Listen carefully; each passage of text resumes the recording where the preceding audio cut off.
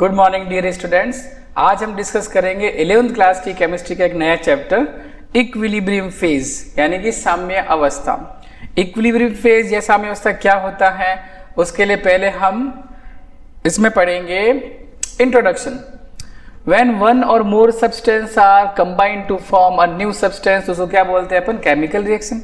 Very simple सी definition, जैसे A plus B ये दो सब्सटेंस है, कंबाइंड हो गए क्या फॉर्म कर रहे हैं अपने पास? कोई प्रोडक्ट C, है ना? तो इसको अपन बोलेंगे केमिकल रिएक्शन। केमिकल रिएक्शन में बिफोर एरो साइन जो सब्सटेंस है ना, जो पार्टिसिपेट कर रहे हैं रिएक्शन के अंदर, अभिक्रिया में भाग ले रहे हैं, उनको तो हम क्या बोलेंगे बताओ? रिएक्टेंट्स, है ना? और जो नए प्रोडक्ट्स बनेंगे आफ्टर एरो साइन, उनको क्या बोलेंगे अपन? Products, right? If reactants are converted into product terms as forward reaction, यानी अगर reactant product में change होंगे तो हम उसको बोलेंगे forward reaction, अग्र अभिक्रिया वेग। And same as if products are changed into reactant, then it is called backward direction। तो कहने का मतलब ये इंट्रोडक्शन का एक छोटा सा पॉइंट था अपने पास कि सब्सटेंस मिलके प्रोडक्ट फॉर्म कर रहे हैं, उसे केमिकल रिएक्शन बोलेंगे। अगर रिएक्टेंट से प्रोडक्ट फॉर्म होगा तो रिएक्शन फॉरवर्ड डायरेक्शन मानी जाएगी, और अगर प्रोडक्ट से रिएक्टेंट फॉर्म हो रहे हैं then reaction is consider as backward direction. और पता जब रिएक्शन दोनों डायरेक्शन में मूव करेगी तो हम उसको कौन से साइन से रिप्रेजेंट करते हैं? डबल एरो, यानी रिवर्सिबल रिएक्शन। और अगर कहीं रिएक्शन में सिर्फ रिएक्टेंट से प्रोडक्ट बनेंगे तो सिंगल एरो साइन काम में लेते हैं, उनको अपन बोलते हैं इरिवर्सिबल रिएक्शन। ये reversible reaction and this is for irreversible reaction. When liquid, यहाँ एक्चुअली इक्विलिब्रियम फेज की एक बात बताई गई है कि लिक्विड जो होता है अगर हम किसी क्लोज कंटेनर में उसको वेपोराइज करेंगे, गर्म करेंगे, तो जो सरफेस पे जो मॉलिक्यूल्स होते हैं जिनकी काइनेटिक एनर्जी ज्यादा होगी वो क्विकली इवेपोरेट हो जाएंगे। इस खाली जगह पे बहुत सारी वेपर आके जमा हो जाएगी और एक कंडीशन ऐसी आएगी वापस वो वेपर ठंडा होके कहाँ जाना शुरू कर देगा? लिक्विड में कन्वर्ट होना शुरू हो जाएगा। यानी एक ऐसी स्टेज, एक ऐसा फेज जहां लिक्विड वेपर में कन्वर्ट हो रहा है और वापस उसी स्पीड से, उसी रेट से वेपर किस में कन्वर्ट होगा? लिक्विड स्टेट के अंदर। तो ये जो कंडीशन बोली जाएगी उसको बोलते हैं अपन इक्विलिब्रियम फेज। यानी सिंपल लॉजिक था यहाँ पे, अगर रिएक्टेंट से प्रोडक्ट का फॉर्मेशन और प्रोडक्ट से वापस रिएक्टेंट का जो फॉर्मेशन है दोनों का रेट इक्वल हो जाता है तो उसको बोलते हैं अपन equilibrium phase. Mixture of the reactant and product is called equilibrium mixture. मतलब उस रिएक्शन के अंदर जो पार्टिसिपेट कर रहे हैं रिएक्टेंट एंड प्रोडक्ट्स, उसको हम बोलेंगे equilibrium mixture. The stage where there is no change, the concentration is called equilibrium। कहने का मतलब जब chemical reaction equilibrium phase attain कर लेती है तो रिएक्टेंट और प्रोडक्ट की जो कंसंट्रेशन है वो एक तरह से कांस्टेंट हो जाएगी, क्योंकि रिवर्सिबल साइन के अंदर हम जानते हैं जिस स्पीड से फॉरवर्ड डायरेक्शन हो रही होगी उसी स्पीड से वापस बैकवर्ड डायरेक्शन होगी, है ना? इक्विलिब्रियम का मीनिंग यही होता है कि ये जैसे रेट ऑफ फॉरवर्ड डायरेक्शन, ये है रेट ऑफ बैकवर्ड डायरेक्शन। तो जहां rate of forward direction rate of backward direction के इक्वल हो जाएगा तो उसको बोलेंगे अपन इक्विलिब्रियम फेज। और इक्विलिब्रियम फेज के अंदर रिएक्टेंट और प्रोडक्ट की कंसंट्रेशन कांस्टेंट हो जाती है, there is no change in concentration. Equilibrium involves ions. अगर हम किसी केमिकल रिएक्शन में आयंस इंक्लूड कर रहे हैं तो जो इक्विलिब्रियम फेज अटेन होगा वहां पे उसको हम नाम देंगे ionic equilibrium. Concept of equilibrium, as a system approach equilibrium both the forward and backward reactions are occurring at equilibrium, the forward and backward reactions are proceeding in the same rate. जो हम पढ़ रहे थे अभी, simple सा definition इसका कि जहां पे ये जैसे इक्विलिब्रियम फेज है यहाँ पे, तो रेट ऑफ फॉरवर्ड रिएक्शन और रेट ऑफ बैकवर्ड रिएक्शन क्या हो जाती है? इक्विलिब्रियम फेज पे इक्वल हो जाती है। मींस जिस स्पीड से रिएक्टेंट प्रोडक्ट में कन्वर्ट होंगे उसी स्पीड से वापस प्रोडक्ट रिएक्टेंट में कन्वर्ट होना शुरू हो जाते हैं, तो वो अपन बोलते हैं इक्विलिब्रियम फेज यानी कि साम्य अवस्था। System of equilibrium, again same point देखो, when equilibrium is achieved the amount of each reactant and product remains constant, यानी इक्विलिब्रियम पर रिएक्टेंट्स और प्रोडक्ट की कंसंट्रेशन कांस्टेंट हो जाएगी। देन नेक्स्ट, ये एक फिजिकल इक्विलिब्रियम के बारे में बताया गया है, जिसमें आप देख रहे हो केवल फिजिकल स्टेट चेंज होगी। कुछ एग्जांपल यहाँ पे लिखे हुए अपने पास। H2O सॉलिड स्टेट से किसमें चेंज हो रहा है? H2O liquid. तो आप देख रहे हो सॉलिड से लिक्विड में कन्वर्ट हो रहा है। केमिकल फॉर्मूला सेम है, केवल फिजिकल स्टेट चेंज हो रही है। Same as it is liquid से गैस में कन्वर्ट हो रहा है, ऐसे ही अमोनियम क्लोराइड सॉलिड से अमोनियम क्लोराइड वेपर में कन्वर्ट हो रहे हैं। तो ये अगर chemical reactions equilibrium phase attend करती है तो ऐसा इक्विलिब्रियम क्या कहलाएगा? Physical equilibrium. मींस इसमें केवल रिएक्टेंट और प्रोडक्ट की फिजिकल स्टेट में चेंजेस हो रहा है, इसलिए इसे बोलेंगे फिजिकल इक्विलिब्रियम। और अगर केमिकल रिएक्शन हो रही होती जिसमें chemical formula, chemical compositions of reactant and products are changed and reaction achieved at equilibrium phase, then it is called chemical equilibrium. General characteristic of equilibrium involving physical process. Equilibrium is possible only in a closed vessels. Close system होने पर ही equilibrium phase attend होगा, क्योंकि कुछ gaseous substance अगर बनेंगे और open अगर vessels हम काम में लेंगे तो वो रिमेन्स मतलब रिएक्शन से बाहर चले जाएंगे, तो वापस बैकवर्ड रिएक्शन पॉसिबल नहीं हो पाएगी। इसलिए कंडीशन है कि इक्विलिब्रियम पॉसिबल है ओनली इन क्लोज वेसल्स या close system. Both the opposing process occurs, यानी कि रिवर्सिबल रिएक्शन होना जरूरी है। फॉरवर्ड डायरेक्शन और बैकवर्ड डायरेक्शन दोनों पॉसिबल होंगे और डायनामिक स्टेट होती है। इक्विलिब्रियम फेज पर डायनामिक कंडीशन रहती है। इसका मीनिंग है कि अब हमें इक्विलिब्रियम फेज पे ऐसा लगेगा कि रिएक्शन रुक गई है, लेकिन एक्चुअली वहां पर रिएक्टेंट और प्रोडक्ट का आपस में जो कन्वर्जन हो रहा है वो इक्वल रेट से हो रहा होता है, इसलिए हमें ऐसा लगता है कि रिएक्शन रुक गई है। But equilibrium is always dynamic condition. और ऑल मेजरेबल प्रॉपर्टीज जैसे टेम्परेचर, प्रेशर, वो सब क्या रहेंगे? Constant. Then equilibrium involving dissolution of solid और गैस। आप देख रहे हो सुगर को अगर हम डिसॉल्व करेंगे पानी के अंदर तो एक कंडीशन ऐसी आएगी कि जितना सुगर आप डिसॉल्व कर चुके थे उससे ज्यादा अमाउंट में सुगर डिसॉल्व नहीं हो पाएगी पानी के अंदर, यानी वो सॉल्यूशन क्या हो चुका है बताओ? सैचुरेट कंडीशन में आ चुका है। अब no more solute is dissolve, और अधिक सॉल्यूट जैसे इस एग्जाम्पल में सुगर, हम उसको डिसॉल्व नहीं कर पाएंगे। गैसेस फेज में भी ये CO2 गैस जो है CO2 in solution, CO2 gas को लिक्विड के अंदर डिसॉल्व कर रहे हैं, तो सैचुरेशन कंडीशन आ जाएगी। तो जैसे सैचुरेशन कंडीशन आना होगी वापस रिवर्स प्रोसेस होना शुरू हो जाएगा। डायनामिक इक्विलिब्रियम, अभी हमने पढ़ा था कि इक्विलिब्रियम फेज जो होता है वो ऑलवेज डायनामिक होता है। ये एक रिवर्सिबल रिएक्शन आपको दिख रही होगी जिसमें A और B मिलके C और D का फॉर्मेशन कर रहे हैं, इसको अपन बोलेंगे रेट ऑफ फॉरवर्ड डायरेक्शन। और सेम अगर वापस C और D मिलके किस में चेंज होंगे बताओ? रिएक्टेंट में, तो इसको बोल देंगे अपन बैकवर्ड डायरेक्शन।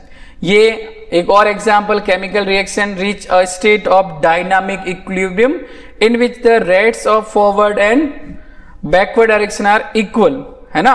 इक्विलिब्रियम फेज पर रेट ऑफ फॉरवर्ड और rate of backward direction equal हो जाता है। जैसे इस एग्जांपल की अगर हम बात करें तो नाइट्रोजन और हाइड्रोजन गैस मिलके किसका फॉर्मेशन करेंगे? अमोनिया गैस का, है ना, इन फॉरवर्ड डायरेक्शन। और अगर हम बैकवर्ड डायरेक्शन की बात करेंगे तो वापस अमोनिया डिसोसिएट होकर के किसका फॉर्मेशन करेगा? नाइट्रोजन और हाइड्रोजन गैस का फॉर्मेशन करेगा। लॉ ऑफ केमिकल इक्विलिब्रियम, कोई भी रिवर्सिबल रिएक्शन है तो यहां हम लगाते हैं लॉज ऑफ मास एक्शन। उसके अकॉर्डिंग इक्विलिब्रियम कांस्टेंट अपने को मिलेगा Kc, कंसंट्रेशन टर्म है। तो जो इक्विलिब्रियम कांस्टेंट होता है ना वो क्या होता है बताओ? The ratio of concentration of product upon concentration of reactant, यानी रिवर्सिबल रिएक्शन के अंदर उत्पादों की सांद्रता और अभिकारकों की सांद्रताओं का जो अनुपात होता है उसी को बोलते हैं साम्य स्थिरांक या साम्य अवस्था स्थिरांक, यानी इक्विलिब्रियम कांस्टेंट Kc। करेक्ट। अगर रिएक्टेंट और प्रोडक्ट से पहले कोई स्टोइकियोमेट्रिक कोएफिशिएंट दे रखा हो, कोई नंबर दे रखा हो अपने को, तो वो जो कोएफिशिएंट होंगे वो उन प्रोडक्ट और रिएक्टेंट की कंसंट्रेशन के पावर पे अपने को शो करना पड़ेगा। जैसे ये एक स्टैंडर्ड इक्वेशन दिख रही होगी आपको, small a b b change into cc और dd। तो ये जो स्मॉल अल्फाबेट्स आपको दिख रहे हैं वो इस रिएक्शन में रिएक्टेंट्स और प्रोडक्ट के कोफिशिएंट्स हैं। हम इन कोफिशिएंट्स को कहाँ लिखेंगे बताओ? पावर पे शो करेंगे, ठीक है। तो ये इक्विलिब्रियम कांस्टेंट की बात हो जाएगी। अगर इक्विलिब्रियम कांस्टेंट k की वैल्यू 1 से ज्यादा यानी equilibrium constant is greater than 1, तो इसका कंक्लूजन ये होगा कि रिएक्शंस जो है वो फॉरवर्ड डायरेक्शन में मूव कर रही है, तो प्रोडक्ट क्या हो जाएंगे? ज्यादा फॉर्म होंगे as compare to reactant. If k is greater than 1 it means reaction is move in forward direction in product side, तो प्रोडक्ट बनेंगे ज्यादा। और अगर k की वैल्यू 1 से है कम, if k is less than 1 that means product से रिएक्टेंट यानी रिएक्शन जाएगी बैकवर्ड डायरेक्शन में। तो आप इस डायग्राम से ये समझ सकते हैं कि प्रोडक्ट के कंपैरिजन में कौन ज्यादा अमाउंट में बनेगा? रिएक्टेंट्स ज्यादा अमाउंट में बनेंगे। होमोजेनियस इक्विलिब्रियम, इसका मीनिंग होता है कि कोई भी केमिकल रिएक्शन अगर अपने पास है तो उसमें अगर रिएक्टेंट्स और प्रोडक्ट्स की फिजिकल स्टेट सेम है, जैसे इसमें देख रहे हो आप एक्वस है, ये भी एक्वस है, ये भी एक्वस और ये भी एक्वस, सब रिएक्टेंट्स और products have same physical state, then it is called homogeneous equilibrium. Equilibrium in gas से सिस्टम, ये एक आइडियल गैस इक्वेशन आपको पता है, PV इक्वल्स टू nRT, हम वॉल्यूम को इधर ट्रांसफर कर देंगे तो P equals to N upon V into RT। N होता है अपने पास मोल्स और V है यहाँ पे वॉल्यूम, और आपको पता है मोल पर लीटर, यानी इसकी जगह अपन क्या लिख सकते हैं? प्रेशर इक्वल्स टू कंसंट्रेशन और ये हो जाएगा RT यानी CRT। यहाँ पे C का मतलब मोल पर लीटर, जो आपको यहाँ पे इस इक्वेशन में दिख रहा होगा। R कौन है? गैस कांस्टेंट, और इसकी वैल्यू फिक्स है जो अपने को याद रखनी है 0.0821 या 0.083 बार लीटर पर मोल केल्विन या फिर लीटर एटमॉस्फेयर पर मोल kelvin. Important features of equilibrium constant, expression of equilibrium constant is applicable only when concentration, the reactant and products have attained constant value at equilibrium state। कहने का मतलब अगर हमें equilibrium constant k को represent करना है तो रिएक्टेंट और प्रोडक्ट की कंसंट्रेशन कहां पे काउंट की जाएगी? इक्विलिब्रियम फेज पे काउंट करनी है। इक्विलिब्रियम कांस्टेंट जो है k वो independent on the initial concentration of reactant और प्रोडक्ट, यानी कि साम्य अवस्था स्थिरांक k equilibrium constant k depend नहीं करेगा रिएक्टेंट और प्रोडक्ट की इनिशियल कंसंट्रेशन पे। इक्विलिब्रियम कांस्टेंट डिपेंड करेगा किस पे बताओ? टेम्परेचर पे डिपेंड करेगा। और अगर कोई रिवर्सिबल रिएक्शन है तो बैकवर्ड डायरेक्शन के लिए जो रेट कांस्टेंट होगा वो फॉरवर्ड रिएक्शन के रेट कांस्टेंट का इनवर्स हो जाएगा, जिसका मीनिंग कुछ ऐसा है कि a plus B gives to c, और इसके लिए मान लेते हैं इक्विलिब्रियम कांस्टेंट है k1, और अगर आपसे पूछा जाए c change into a plus B और ये बन गया k2, राइट? तो बताओ k1 और k2 में क्या रिलेशन मिल जाएगा अपने को? तो हम बोलेंगे k2 is inverse of k1। जब रिएक्शन को इनवर्स कर दिया तो रेट कांस्टेंट जो होगा वो भी इनवर्स हो जाएगा। हेट्रोजीनियस इक्विलिब्रियम क्या होगा? सिंपल सा लॉजिक, जब किसी केमिकल रिएक्शन में रिएक्टेंट और प्रोडक्ट की फिजिकल स्टेट डिफरेंट हो तो उसको अपन बोलेंगे हेट्रोजीनियस, है ना। More than one physical state is possible, then it is called heterogeneous equilibrium. जैसे यहाँ वाटर वेपर और लिक्विड, तो दो डिफरेंट फिजिकल स्टेट इस एग्जांपल में मिल रही है, इसलिए इसको बोलेंगे अपन heterogeneous equilibrium. Application of equilibrium constant, k के लिए क्या एप्लीकेशन है? अगर k की वैल्यू बहुत ज्यादा हाई है तो इसका ये कंक्लूजन निकलेगा कि प्रोडक्ट ज्यादा बन रहे हैं, मींस रिएक्शन कंप्लीशन यानी कंप्लीट होने की ओर अग्रसर है। और अगर k की वैल्यू बहुत कम है, वेरी स्मॉल, इसका मतलब रिएक्शन जो है बहुत रेयरली होगी, पॉसिबल नहीं है। k की वैल्यू अगर बहुत ज्यादा नेगेटिव आ रही है इसका मतलब है कि रिएक्शन प्रोसीड रेयरली, ठीक है। Then direction of the reaction, अगर हमें फाइंड करना है इक्विलिब्रियम फेज पर अगर है हम और रिएक्शन फॉरवर्ड डायरेक्शन में जाएगी या रिएक्शन बैकवर्ड डायरेक्शन जाएगी, ये हमें अगर फाइंड करना है तो हमें एक फिजिकल क्वांटिटी की जरूरत पड़ेगी, जिसका नाम है रिएक्शन कोशेंट। रिएक्शन कोशेंट यानी कि अभिक्रिया भागफल, इसे अपन Q से लिखते हैं, राइट। रिएक्शन कोएफिशिएंट Q, और अगर मोलर कंसंट्रेशन के फॉर्म में लिखना चाहे तो ये बन जाएगा QC, राइट। तो इसका जो डेफिनेशन बनेगा ना वही Q equals to concentration of product upon concentration of reactant. कोई भी रिवर्सिबल रिएक्शन होगी उसमें प्रोडक्ट की कंसंट्रेशन और रिएक्टेंट की कंसंट्रेशन का रेशियो, लेकिन एक्सेप्ट इक्विलिब्रियम, ये जो प्रोडक्ट और कंसंट्रेशन और रिएक्टेंट की कंसंट्रेशन अपने आप लिखेंगे वो इक्विलिब्रियम फेज के अलावा वाली कंडीशन में, क्योंकि इक्विलिब्रियम फेज पर अगर हम प्रोडक्ट और रिएक्टेंट की कंसंट्रेशन लिखेंगे तब तो क्या बन जाएगा, इक्विलिब्रियम कांस्टेंट। तो यहाँ पे ये है reaction coefficient. There is a simple difference between reaction coefficient and equilibrium constant. Equilibrium constant में हम रिवर्सिबल रिएक्शन में प्रोडक्ट और रिएक्टेंट की कंसंट्रेशन का रेशियो लिखते हैं, लेकिन वो प्रोडक्ट और रिएक्टेंट की कंसंट्रेशन इक्विलिब्रियम फेज पे काउंट की जाती है। जबकि रिएक्शन कोएफिशिएंट Q में भी रिप्रेजेंट तो अपन वही कर रहे हैं, concentration of product upon reactant, but यहां पर जो कंसंट्रेशन आपको दिख रही है वो इक्विलिब्रियम फेज के अलावा वाली कंडीशन में है। फिर ये कंपैरिजन अगर QC की वैल्यू KC से ज्यादा मिल रही है ना, if reaction coefficient is greater then equilibrium constant, that means reaction कहां मानी जाएगी बताओ, बैकवर्ड डायरेक्शन या रिवर्स डायरेक्शन में कंसीडर की जाएगी। और अगर Q के कंपैरिजन में K इक्विलिब्रियम कांस्टेंट की वैल्यू अगर ज्यादा हाई है तब हम मानेंगे कि रिएक्शन कहां जा रही है बताओ, फॉरवर्ड डायरेक्शन में। और अगर ये दोनों वैल्यू बराबर हो जाएगी इट मींस रिएक्शन है इक्विलिब्रियम फेज पे।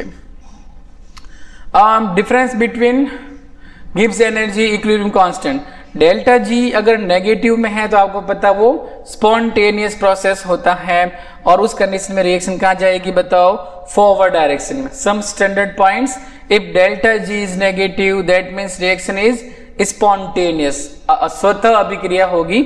Just reverse, if delta G यानी कि चेंज इन गिब्स एनर्जी की वैल्यू पॉजिटिव में है तो रिएक्शन हो जाएगी नॉन स्पॉन्टेनियस, और कौन सी डायरेक्शन मूव करेगी बताओ, बैकवर्ड डायरेक्शन। और अगर डेल्टा जी की वैल्यू 0 हो जाएगी तो हम बोलेंगे रिएक्शन कहां पे पहुंच जाएगी, वो इक्विलिब्रियम फेज पे मानी जाएगी। तो ये डेल्टा जी और इक्विलिब्रियम फेज के relations. Then mathematical form, delta G equals to delta G naught, ये स्टैंडर्ड गिब्स एनर्जी, ये गिब्स एनर्जी, आर आपको पता गैस कांस्टेंट, टी टेम्परेचर, लॉग, और ये के या फिर अपन लिख सकते हैं यहाँ पे Q। अगर डेल्टा जी 0 है कहां पे बताओ, इक्विलिब्रियम फेज पे हम जानते हैं कि डेल्टा जी की वैल्यू 0 हो जाती है, तो यहाँ पे Q की वैल्यू और K की वैल्यू आपस में क्या हो जाएगी, इक्वल। तो हम Q की जगह क्या लिख देंगे, KC। So delta G equals to delta G naught plus RT ln K। अब आपको पता है डेल्टा जी की वैल्यू कितनी हो जाएगी यहाँ पे, 0 एट इक्विलिब्रियम फेज। तो delta G naught equals to minus RT ln K। यहां से अगर आपको log K की वैल्यू चाहिए तो ये डेल्टा जी नॉट और ये जो RT है वो अपॉन में चला जाएगा, और अगर इसको सिर्फ K चाहिए अपने को तो ये पूरी वैल्यू E की पावर पे लिखी जाएगी। ली चैटलियर प्रिंसिपल, एक नया कॉन्सेप्ट इस चैप्टर में, ली चैटलियर प्रिंसिपल। ली चैटलियर ने कहा था अगर कोई रिएक्शन इक्विलिब्रियम फेज पे है और हम फिजिकल या केमिकल चेंजेस कर देते हैं, like in temperature, pressure, volume, reactant की कंसेंट्रेशन, प्रोडक्ट की कंसेंट्रेशन या कैटलिस्ट ऐड कर दिया, something changes happens at equilibrium, then reaction moves in the direction where the effective changes are neutralise. यानी कि इक्विलिब्रियम फेज पे अगर हम ताप, दाब, सांद्रता इन सब में परिवर्तन कर देते हैं तो अभिक्रिया रिएक्शन स्वतः ही उस डायरेक्शन में मूव कर जाएगी जिससे किए गए परिवर्तन का प्रभाव नष्ट हो जाता है। तो इसके कुछ एप्लीकेशंस हैं, जैसे हम बात करें कंसंट्रेशन चेंज, तो सिंपल सा लॉजिक है, अगर हम रिएक्टेंट की कंसंट्रेशन को इंक्रीज करते हैं तो रिएक्शन चली जाएगी फॉरवर्ड डायरेक्शन में, अगर हम प्रोडक्ट की कंसंट्रेशन को इंक्रीज कर देंगे तो रिएक्शन चली जाएगी बैकवर्ड डायरेक्शन में। सेम एज अगर आप प्रोडक्ट को रिमूव कर देते हो, हटा देते हो किसी रिएक्शन में, तो तो भी रिएक्शन कहाँ जाएगी, फॉरवर्ड डायरेक्शन में। और अगर इक्विलिब्रियम फेज पे हम रिएक्टेंट को रिमूव कर देते हैं तो रिएक्शन वापस कहाँ चली जाएगी, बैकवर्ड डायरेक्शन में। हम दोबारा समझ लेते हैं। अपने पास मान लो ये रिएक्टेंट से क्या फॉर्म हो रहा है, प्रोडक्ट, ठीक है। अब अगर आपसे कहा जाए कि प्रोडक्ट की कंसंट्रेशन को इंक्रीज कर दिया जाए इक्विलिब्रियम फेज पे, तो ये रिएक्शन कहाँ पे मूव कर जाएगी, बताओ, बैकवर्ड डायरेक्शन में। अगर रिएक्टेंट को आप इंक्रीज कर दोगे तो रिएक्शन कहाँ चली जाएगी, बताओ, फॉरवर्ड डायरेक्शन में, है ना। और अगर हम प्रोडक्ट को रिमूव कर देते हैं इक्विलिब्रियम फेज पे, प्रोडक्ट को हटा देंगे तो भी रिएक्शन कहाँ जाएगी, बताओ, फॉरवर्ड डायरेक्शन। और अगर इक्विलिब्रियम फेज पे आपने रिएक्टेंट को रिमूव कर दिया है तो ये वाला कंसंट्रेशन कम हो जाएगा ना, तो रिएक्शन कहाँ चली जाएगी, वापस इन बैकवर्ड डायरेक्शन। तो ये कंसंट्रेशन का इफेक्ट हो गया। सेम ऐसे इफेक्ट ऑफ टेम्परेचर, तो टेम्परेचर के कारण रिएक्शन फॉरवर्ड जाएगी या बैकवर्ड जाएगी, ये रिएक्शन के नेचर पे डिपेंड करेगा। मींस अगर रिएक्शन एंडोथर्मिक नेचर की है और वहां पे अगर हम टेम्परेचर इंक्रीज करते हैं, एंडोथर्मिक मतलब रिएक्शन हीट एब्जॉर्ब करना चाहेगी, और हम अगर टेम्परेचर इंक्रीज करेंगे तो ये फेवरेबल कंडीशन होगी रिएक्शन के लिए। तो in that case reaction moves in forward direction. And in case of exothermic reaction, exothermic means already reaction heat को क्या कर रही है, बताओ, रिलीज कर रही है। तो इस कंडीशन में अगर हम टेम्परेचर इंक्रीज कर देंगे तो ये अनफेवरेबल कंडीशन हो जाएगा रिएक्शन के लिए, और इसलिए रिएक्शन का मूव कर जाएगी, बताओ, बैकवर्ड डायरेक्शन। तो ये इफेक्ट ऑफ टेम्परेचर था। सेम ऐसे ही इफेक्ट ऑफ प्रेशर, प्रेशर बढ़ाने पर एक रिएक्शन उस डायरेक्शन मूव करती है जहां पे नंबर ऑफ मॉलिक्यूल्स कम होते हैं। सिंपल है ना। अगर इक्विलिब्रियम फेज पे प्रेशर को इंक्रीज कर दिया जाता है तो अभिक्रिया यानी रिएक्शन उस डायरेक्शन में मूव करेगी जिस साइड नंबर ऑफ मॉलिक्यूल्स कम होंगे, आइदर इन रिएक्टेंट साइड और इन प्रोडक्ट साइड। लेकिन अगर दोनों side number of moles same है, रिएक्टेंट साइड और product side number of moles are similar, तो there is no effect of pressure on equilibrium phase. जैसे अगर हम बात करें एक रिएक्शन अपने पास H2 combined with I2 gives to 2 moles of HI, है ना। अब इधर आप देख रहे हो प्रोडक्ट में मोल्स के नंबर हैं 2 और रिएक्टेंट में भी मोल्स कितने हैं, 2। तो इक्वल नंबर ऑफ मोल्स आ गए हैं रिएक्टेंट और प्रोडक्ट साइड में, तो इस कंडीशन में प्रेशर का कोई इफेक्ट नहीं पड़ेगा। फिर हम ऐड करते हैं कैटलिस्ट को और इनर्ट गैस को। तो कैटलिस्ट क्या करता है, फॉरवर्ड रिएक्शन और बैकवर्ड रिएक्शन दोनों को इक्वली अफेक्ट करेगा, मींस इक्वली इंक्रीज या equally decrease. That's why catalyst जो होगा उसको ऐड करने पर इक्विलिब्रियम फेज पे कोई इफेक्ट नहीं पड़ेगा। हाँ, इक्विलिब्रियम फेज जल्दी अटेंड हो जाएगी लेकिन फॉरवर्ड या बैकवर्ड जैसी कोई बात यहाँ पे नहीं आएगी। सेम ऐसे इनर्ट गैस को भी अगर हम कांस्टेंट वॉल्यूम पर ऐड करेंगे तो there is no effect on equilibrium phase. Ionic equilibrium of solution, उसमें हम पहले कुछ सब्सटेंस की बात करते हैं, इलेक्ट्रोलाइट और नॉन इलेक्ट्रोलाइट। इलेक्ट्रोलाइट कौन होते हैं, ऐसे सब्सटेंस जो अपने एक्वस सॉल्यूशन के अंदर आयोनाइज होते हैं और इलेक्ट्रिसिटी को कंडक्ट करेंगे, तो उनको बोलते हैं अपन इलेक्ट्रोलाइट सब्सटेंस, है ना, जिसमें आयंस बनेंगे।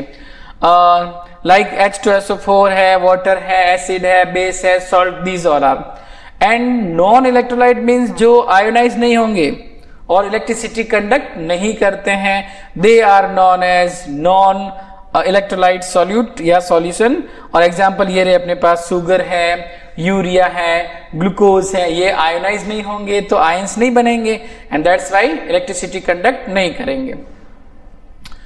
इलेक्ट्रोलाइट्स में एसिड, बेस और सॉल्ट के एग्जांपल है। एसिड की प्रॉपर्टीज आपको पता है, सोरिन टेस्ट होते हैं, विनेगर कंटेंट, जैसे एसिटिक एसिड की बात करें। एसिड बेस जो होते हैं वो बीटर इन टेस्ट है और रेड लिटमस पेपर को ब्लू में कन्वर्ट करते हैं। और कुछ एग्जांपल है जैसे sodium hydroxide, washing soda, these all are. Same ऐसे सॉल्ट कौन होते हैं, जो एसिड और बेस के कॉम्बिनेशन से बनते हैं और सॉल्ट में भी आयंस फॉर्म होते हैं, इसलिए सॉल्ट भी इलेक्ट्रिसिटी कंडक्ट करेंगे। तो एसिड, बेस एंड सॉल्ट ये सारे इलेक्ट्रोलाइट्स के एग्जांपल होते हैं। Due to reason the dielectric constant, मतलब अगर हम किसी सॉल्यूट को वाटर में डिसॉल्व करते हैं तो वाटर में एक प्रॉपर्टी होती है डाई इलेक्ट्रिक कांस्टेंट, जिसकी वैल्यू पर्टिकुलर वाटर के लिए 80। इसका मीनिंग ये होता है कि अगर हम किसी एसिड को या बेस को या सॉल्ट को वाटर में ऐड करते हैं तो वाटर उस सॉल्यूट सब्सटेंस में जो आयंस होते हैं उसके बीच के अट्रैक्शन फोर्स को 80 टाइम्स क्या कर देते हैं, रिड्यूस, कम कर देते हैं, जिसके कारण वो सब्सटेंस उस पानी के अंदर इजीली क्या हो जाएगा बताओ, डिसॉल्व हो जाएगा। सम अदर सब्सटेंस जैसे कि HCl है, एसिटिक एसिड है, ये बड़े आराम से डिसॉल्व हो जाएंगे, आयोनाइज हो जाएंगे। और term dissociation refer to the process of separation of ions in water in case of ionic compound, whereas the term ionization is used in case of where a molecule split, मतलब molecule जो होगा वो आयनों में टूट जाएगा तो बोलेंगे उसको अपन ionisation. Then ionisation of weak electrolyte, weak electrolytes are ionise only partially, तभी उनका नाम वीक इलेक्ट्रोलाइट है, पार्शियली आयोनाइज होते हैं थोड़ा बहुत। और result of dissociation of weak electrolytes are present in dynamic equilibrium with the undissociated molecules. The fraction of total number of molecules of electrolyte dissolved in that ionize at equilibrium is called degree of ionization या dissociation। मतलब particular salt water के अंदर कितना amount में dissolve हुआ है, कितने ions उससे बन रहे हैं, उस अमाउंट को बोला जाएगा डिग्री ऑफ डिसोसिएशन या फिर आयोनाइजेशन, जो वीक इलेक्ट्रोलाइट के लिए क्या होगा बताओ, कम होगा, क्योंकि वो पार्शियली आयोनाइज होते हैं। Now we are continue in acid base concept. उसमें हम पहले बात करने वाले हैं आर्हेनियस कांस्टेंट। आर्हेनियस कॉन्सेप्ट में आर्हेनियस ने कहा था एसिड कौन होते हैं, वे सब्सटेंस जो अपने एक्वस सॉल्यूशन, यानी आरएनएस में पर्टिकुलर कंडीशन थी एक्वस सॉल्यूशन होना चाहिए, और उसमें अगर कोई सब्सटेंस हाइड्रोजन आयन यानी H+ आयन डोनेट करते हैं तो उनको अपन एसिड बोलेंगे। सेम ऐसे ही आरएनएस कॉन्सेप्ट में बेस कौन होते हैं, the substance which provide hydroxyl या hydroxide ions in aqueous solution, तो उसको बोलेंगे अपन base. Some examples of acid and base ये आपको दिख रहे हैं, जो वाटर में आयोनाइज होके अगर एसिड है तो कौन सा आयन डोनेट करेगा, H+ आयन, और अगर बेस है तो कौन सा आयन डोनेट करेगा, OH- ions. RNS concept again same है ये एसिड और बेस में। इसमें कंडीशन ये ध्यान रखना आपको, आरएनएस के लिए लॉजिकली उसने कहा था कि एक्वस सॉल्यूशन होना जरूरी है। अगर एक्वस सॉल्यूशन में कोई सब्सटेंस H+ आयन डोनेट करेगा तो वो एसिड होगा, और अगर एक्वस सॉल्यूशन में कोई सब्सटेंस OH- आयन डोनेट करेगा तो वो बेस होगा। Without aqueous solution acid and base are not explained by Arrhenius concept. Then hydrogen ion and hydroxyl ion in aqueous solution. Hydrogen atom contains 1 proton and 1 electron. कहने का मतलब अब freely H+ ion exist नहीं करता, इसलिए वो water molecule के साथ कंबाइन हुए क्या फॉर्म कर लेता है, H3O+, जिसको अपन और किस नाम से जानते हैं, hydronium ion. Bronsted-lorry concept, the next heading after RNS. RNS ने सिर्फ एक कंडीशन बताई कि एक्वस सॉल्यूशन होना जरूरी है, लेकिन यहां समथिंग डिफरेंट है। ब्रोंस्टेड ने कहा था कि एसिड वो सब्सटेंस होते हैं जो प्रोटॉन डोनेट करते हैं, है ना, और बेस आर द सब्सटेंस जो एक्सेप्ट करेंगे किसको बताओ, प्रोटॉन को। यानी ये पूरी थ्योरी प्रोटॉन डोनेशन और प्रोटॉन गेन वाले कॉन्सेप्ट पर बेस्ड है। एसिड जो होगा आप देख रहे हो ये HCl एसिड हो गया, यहाँ पे ये प्रोटॉन डोनेट करेगा इसलिए एसिड होगा। और सेकंड वाले एग्जांपल में ये जो सब्सटेंस है NH4+, ये भी वाटर को H+ आयन डोनेट करेगा तो ये एसिड हो जाएंगे, राइट। और इस वाले एग्जांपल में आप देख रहे हो वाटर जो है वो NH3 को एक प्रोटॉन डोनेट करेगा तो ये एसिड हो जाएगा, और ये प्रोटॉन यहां से गेन करेगा, आप देख रहे हो NH3 से NH4+ बन जाएगा, और H2O से जब H+ निकाल देंगे तो पीछे क्या बचेगा, OH-। तो ब्रोंस्टेड-लॉरी जो कॉन्सेप्ट है वो सिर्फ किस पर बेस्ड है, एक्सचेंज ऑफ प्रोटॉन। सब्सटेंस अगर प्रोटॉन डोनेट करेगा तो एसिड होगा, और सब्सटेंस अगर प्रोटॉन गेन करेगा तो बेस होगा। और एक नया कॉन्सेप्ट इसमें और है, कॉन्जुगेट एसिड बेस वाला। जैसे एसिड है तो एसिड प्रोटॉन डोनेट करने के बाद जो स्पीसीज फॉर्म करेगा उसको हम उस एसिड का कॉन्जुगेट बेस बोलेंगे। जैसे फर्स्ट वाले एग्जांपल में HCl है तो ये एसिड डोनेट करेगा, मतलब ये कौन हुआ, एसिड। तो इससे जो स्पीसीज इधर फॉर्म हो रही है Cl-, इसको क्या बोलेंगे अपन, उस एसिड का कॉन्जुगेट बेस। सेम ऐसा कैसा, जो बेस होगा उससे जो स्पीसीज बनेगी, जैसे ये प्रोटॉन गेन कर रहा है, इसका मतलब ये यहाँ पे बेस है, तो प्रोटॉन गेन करने के बाद यहाँ पे क्या बन रहा है बताओ, H3O+। तो H3O+ क्या बोला जाएगा, बेस का कॉन्जुगेट एसिड। समझे ना, जो पहले एसिड था उससे बनेगा उसका कॉन्जुगेट बेस, और जो पहले बेस था उससे बनेगा उसका कॉन्जुगेट एसिड, राइट। वापस वही same concept, conjugate acid base pair. जैसे आप देख रहे हो एसिड यहाँ पे H2O+, बेस है यहाँ पे NH3। इस वाले एग्जाम्पल ने H2O से एक प्रोटॉन यहाँ शिफ्ट होगा। अगर H2O से एक प्रोटॉन यहाँ शिफ्ट करेंगे अपन, तो आप सोचो यहाँ पे क्या बच जाएगा, OH-। और NH3 ने एक प्रोटॉन गेन किया तो ये क्या बन जाएगा, NH4+। इस सब्सटेंस ने प्रोटॉन डोनेट किया है तो ये क्या बन जाएगा बताओ, एसिड। और एसिड से इधर क्या बनेगा इसका, ये OH-। तो ये एसिड था तो इसको क्या बोलेंगे, कॉन्जुगेट बेस। और अगर ये बेस है तो इससे जो ये स्पीसीज बनेगी उसको बोलेंगे हम conjugate acid. Then examples of OH- ion, ये सेम वही कॉन्सेप्ट है, वापस conjugate acid base pair example लिखे हुए। जैसे एक और एग्जांपल डिस्कस करते हैं अपन, एसिटिक एसिड और साथ में है वाटर।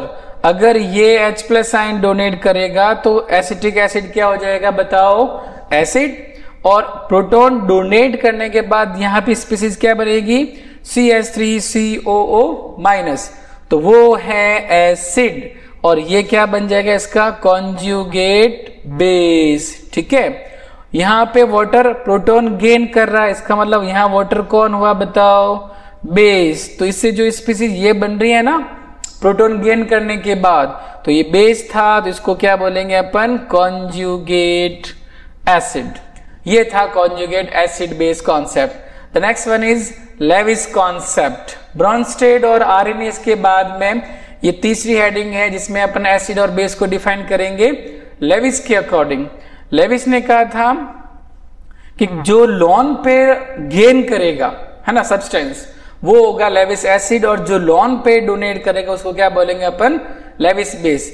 यानी लेविस कॉन्सेप्ट पूरी तरह से किस पर बेस्ड है बताओ, लॉन पेयर पर डिपेंड है ना।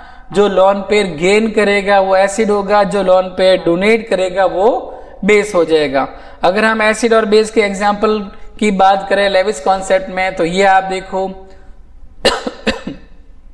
Levi's acid are the species having vacant d orbitals, यानी इलेक्ट्रॉन डेफिशिएंट मॉलिक्यूल। जैसे BF3 है, AlCl3 है, FeCl3 है। ये ऐसे सब्सटेंस है जिसमें सेंटर एटम का जो इलेक्ट्रॉन डेफिशिएंसी जिसे बोलते हैं, मतलब इलेक्ट्रॉन कंप्लीट नहीं है, ऑक्टेट पूरा नहीं है, इसलिए ये सब्सटेंस इलेक्ट्रॉन पेयर गेन करने की टेंडेंसी रखेंगे और क्या काउंट किए जाएंगे, लेविस एसिड। और इसी में दूसरा एग्जांपल है जो कैटाइंस होते हैं। कैटाइन का मतलब जिनके पास इलेक्ट्रॉन है ही नहीं, प्लस चार्ज लिख दिया हमने, तो वो भी इलेक्ट्रॉन डेफिशिएंट ही हुए एक तरह से। तो ये जो पॉजिटिवली चार्ज आयन होंगे वो भी लेविस एसिड के एग्जाम्पल की तरह काउंट होंगे। सेम एज लेविस बेस की अगर हम बात करें तो उसमें कौन आएंगे, लेविस बेस में जो लॉन पेयर डोनेट करते हैं, जिनके पास कम से कम एक लॉन पेयर हो। जैसे हम बात करें NH3, नाइट्रोजन के पास है लॉन पेयर, तो ये लॉन पेयर डोनेट कर रहा है तो लेविस बेस के रूप में काउंट किया जाएगा।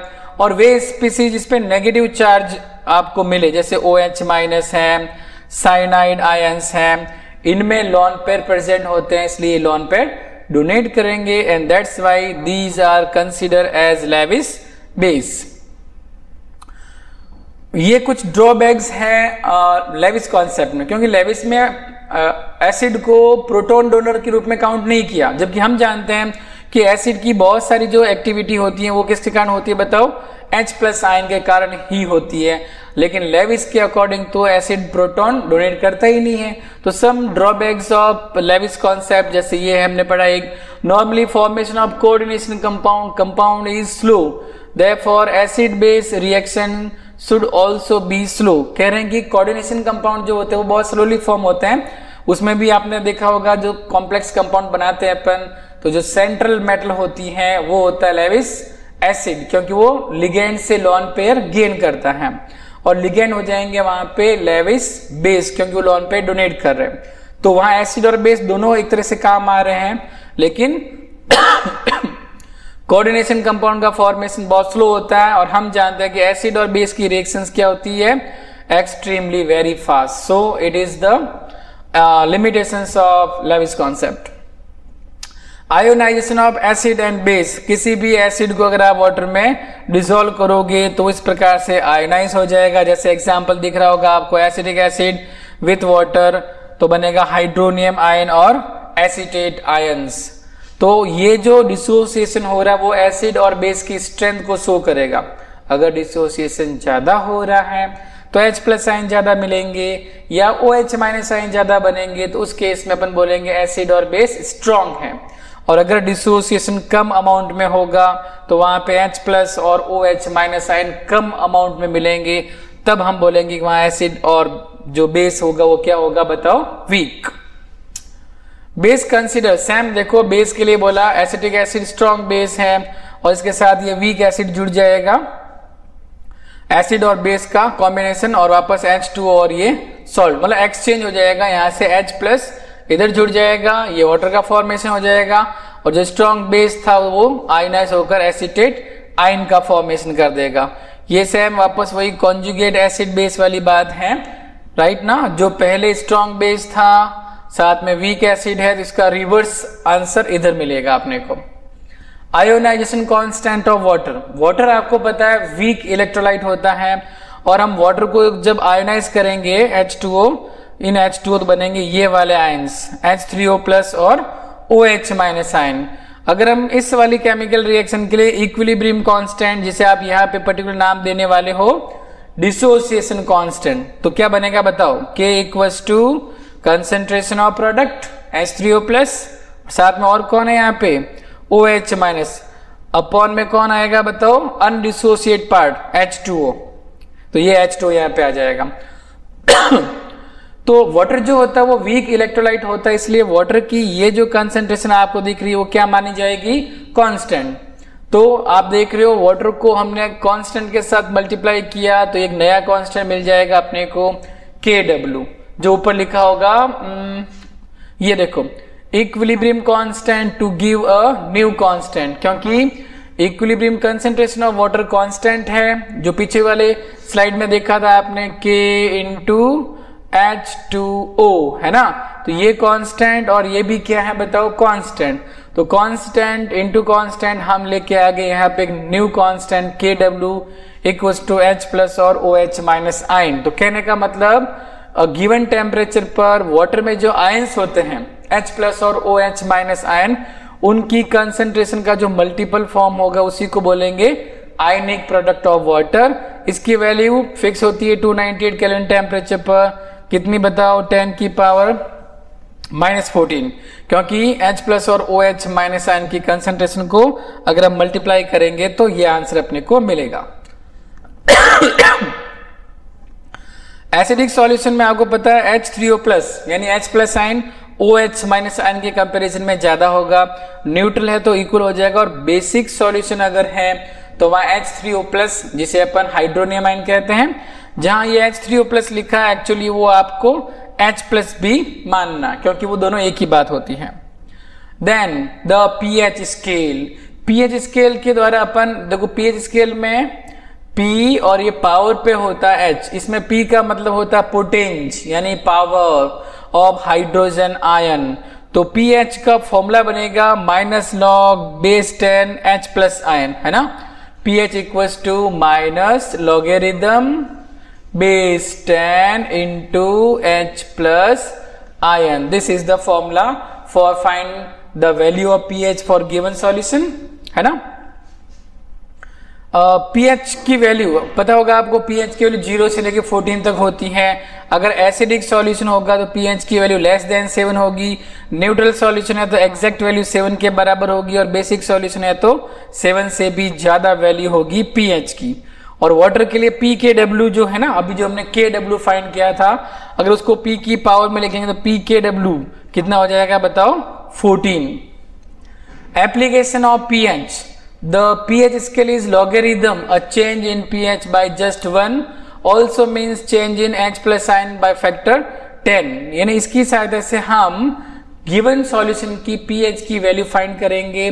उसमें pH की वैल्यू अगर 7 आएगी तो सॉल्यूशन न्यूट्रल काउंट होगा, pH की वैल्यू 7 से कम होगी तो एसिडिक सॉल्यूशन होगा, और pH की वैल्यू अगर 7 से ज्यादा है तो बेसिक सॉल्यूशन होंगे। डिसोसिएशन या ionization constant of weak acid, कोई भी एसिड है अपने पास जैसे HX, इसको अगर हम वाटर में डिसॉल्व करेंगे तो हमें मिलेगा H3O प्लस आयंस, साथ में ये हैलाइड या जो भी वहां पे नेगेटिव पार्ट मिलेगा। इस रिएक्शन के लिए वही डिसोसिएशन कांस्टेंट Ka, इसमें A जो वर्ड आ रहा है वो एसिड के लिए है, ये आयंस H प्लस और X माइनस, और अपॉन में कौन आएगा, नॉन डिसोसिएटेड पार्ट, तो Ka की ये वैल्यू यहाँ पे मिल जाएगी अपने को। इसी को अगर हम माइनस लॉग के फॉर्म में लिखेंगे तो ये बन जाएगा pKa equals to minus log base 10 Ka। अगर Ka की वैल्यू इंक्रीज होती है, राइट ना, Ka कौन है बताओ, Ka is ionization constant of acid, इसकी वैल्यू ज्यादा है, इसका मतलब H प्लस आयन ज्यादा बन रहे हैं तो एसिडिक नेचर ज्यादा होगा, है ना। तो Ka ज्यादा मतलब एसिडिक नेचर ज्यादा, तो pKa की वैल्यू क्या मानी जाएगी, कम। दोनों एक दूसरे के उल्टे चलेंगे क्योंकि फॉर्मूले में यहाँ पे क्या आ रहा है बताओ, नेगेटिव वाला साइन आ रहा है। सेम ऐसा कैसा अगर हम बेस के लिए पढ़े, जैसे ये बेस है अपने पास MOH, आयनाइज करेंगे M प्लस और OH माइनस, सेम फॉर्मूला देखो आप, KB आ गया, यहाँ पर B का मतलब है बेस, और ये कैसे बनाया हमने, कौन है प्रोडक्ट के फॉर्म में M प्लस और OH माइनस, तो ये प्रोडक्ट की कंसंट्रेशन अपॉन में ये आ जाएगा अपने पास रिएक्टेंट, है ना। सेम ऐसा कैसा अगर इसको भी आप pKb के टर्म में लिखोगे तो ये बन जाएगा pKb equals to minus log base 10 Kb, है ना। Kb अगर ज्यादा होगा यानी डिसोसिएशन कांस्टेंट ऑफ बेस ज्यादा, तो कौन से आयन ज्यादा मिलेंगे अपने को, OH माइनस आयन की कंसंट्रेशन ज्यादा मिलेगी, और अगर OH माइनस आयन की कंसंट्रेशन ज्यादा है तो बेसिक नेचर ज्यादा होगा, बेसिक नेचर ज्यादा इसका मतलब Kb ज्यादा। लेकिन pKb क्या हो जाएगा, उल्टा, क्योंकि फॉर्मूले में आप देख रहे हो pKb और यहाँ पे लिखा हुआ Kb, ये दोनों आपको सेम सेम दिख रहे होंगे एक ही लाइन में, लेकिन यहाँ पे नेगेटिव साइन है जो ये इंडिकेट करेगा कि अगर आप Kb की वैल्यू इंक्रीज कर रहे हो तो pKb की वैल्यू क्या हो जाएगी, decrease. Ammonia produce OH minus in aqueous solution, ये एक एग्जांपल है अपने पास। अमोनिया वाटर में डिसॉल्व होके अमोनियम आयन और क्या फॉर्म करेगा बताओ, OH ion. The pH scale for the hydrogen ion concentration has been extend to get pKb equals to minus log Kb, जो भी हमने पढ़ा था Kb और pKb वाला फॉर्मूला ये सेम सेम वापस अभी हमने डिस्कस किया कि भाई अगर Kb की वैल्यू इंक्रीज हो रही है, इसका मतलब है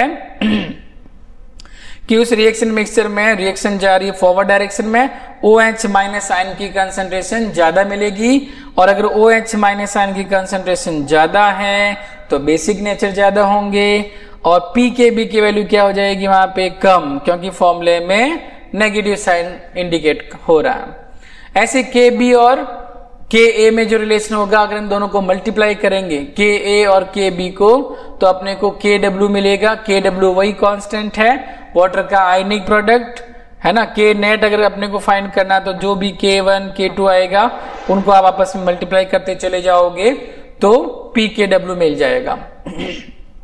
ये दो कॉन्सेप्ट अपने पास, जैसे आप इस एग्जाम्पल में देख रहे हो, कॉमन है हाइड्रोजन, लेकिन साथ में कौन है, हेलोजन। यहाँ पे फ्लोरीन है, या क्लोरीन, ब्रोमीन और आयोडीन। तो जैसे जैसे अपन लेफ्ट से राइट की ओर जाएंगे ना, किसकी साइज बढ़ती जा रही है, हेलोजन एटम्स की। यानी एक तो HF है और एक H के साथ कौन जुड़ा बताओ, आयोडीन। तो आयोडीन की साइज बड़ी होने के कारण ये जो बॉन्ड आपको दिख रहा है ये बॉन्ड क्या होगा, जल्दी टूट जाएगा। इसका मतलब इन सब में सबसे ज्यादा एसिडिक नेचर किसका होगा, HI। तो आप देख रहे हो एसिडिक स्ट्रेंथ इधर जाने पर इंक्रीज होगी। तो ये एटॉमिक साइज पे डिपेंड कर रहा है। और जो सेकंड एग्जांपल आपको दिख रहा है वो इलेक्ट्रॉन नेगेटिविटी पर डिपेंड कर रहा है।